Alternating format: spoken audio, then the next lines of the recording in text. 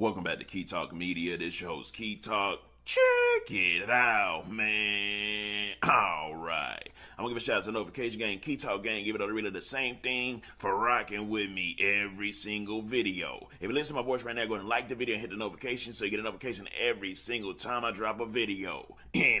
Sad news to report. The news is actually coming out now from Say Cheese TV that says Takeoff of the MIGOS has actually been shot and killed. Now, Takeoff of the MIGOS was actually shot and killed inside of Houston, Texas. It was like a dice game that went bad. Of course, he probably scored or something, got into an argument with somebody, and they did ended up shooting him in the neck and the head. Now you know. A news report actually came out from Houston where he was actually shot at. And also, before I even play the news report, it seems like a lot of artists is getting killed and robbed inside of Houston, Texas as well. As you remember that the female Desto, she got killed inside of Houston. You've got the Duke the Jeweler guy that got killed inside of Houston. Of course, a lot of people is trying to put that on Boosie. A lot of people also came out and said he had nothing to do with that as well. But like I say, you've got a history of rappers that's actually being killed inside of Houston. Anyways, a report came out about the Takeoff shooting, and he said, we're here at in between Dallas and Polk on San Jacinto. We got one male that's deceased. He's right in front of the 810 bowling alley, which is on the 3rd floor. Looks like he's been shot in the head or neck, possibly.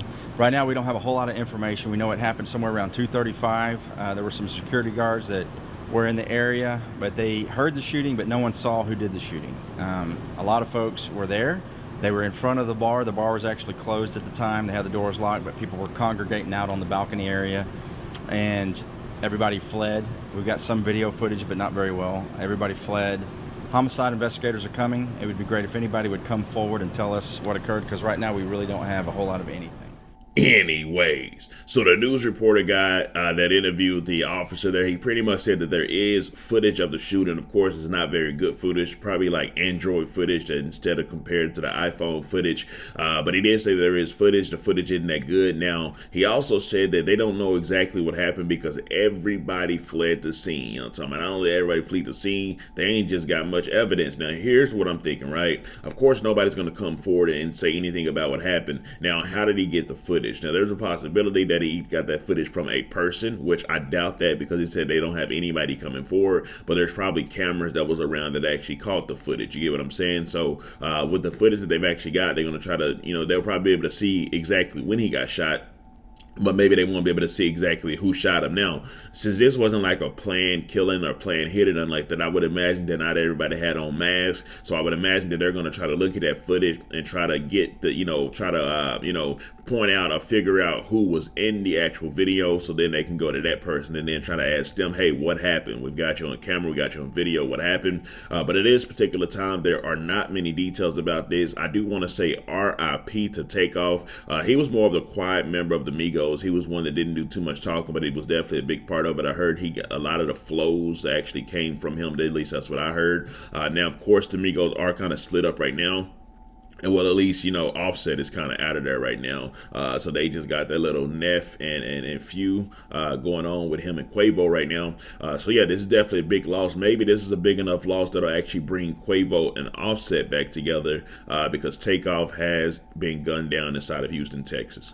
Now, of course, it does sound pretty bad because, of course, this is like a bigger rapper that actually died. But like I said, I read the comments a lot whenever rappers dies, and it does seem like that the world is used to rappers dying now. It's always some type of violence that goes on. There's always some type of shot and kill with rappers that actually die. Now, I don't know if this is because, like, the type of music that they actually rap about, and then you combine that with the type of environments that they be around. It does get to a point to where, hey, man, rappers die so much by the hands of their own people that they should probably just stay away from areas that seems like, dangerous. You know what I mean? If it's too many of your own people at a particular place, you probably should just stay away. And that sounds very harsh.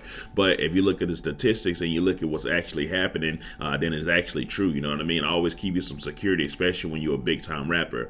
Most people in the streets not caring that you're a big time rapper. So that won't make them not kill you just because you're a big time rapper. Actually, that'll make them feel more likely to kill you because you are actually a big time rapper. especially a big time rapper like Takeoff was. Him and his group Quavo achieved a lot of things. Now you know. In a previous video I made about that Kanye West situation, y'all were saying, man, why whenever Kanye West said something about the black community, nobody ain't try to cancel him then, but when he said something about the Jewish community, people try to cancel him. Well, the very fact that not only does black people listen to a whole lot of music about black people killing other black people, but also, you know, there's particular rules within the black community. You know, whenever a black person kills another black person or a black person kills another rapper, nobody's about to come forward and talk about that. Now, in the Jewish community, you don't really see a lot of Jewish people killing other Jewish people. So in order for black people to get any sort of hand over their own community and control, they've got to first step in and start doing right by themselves,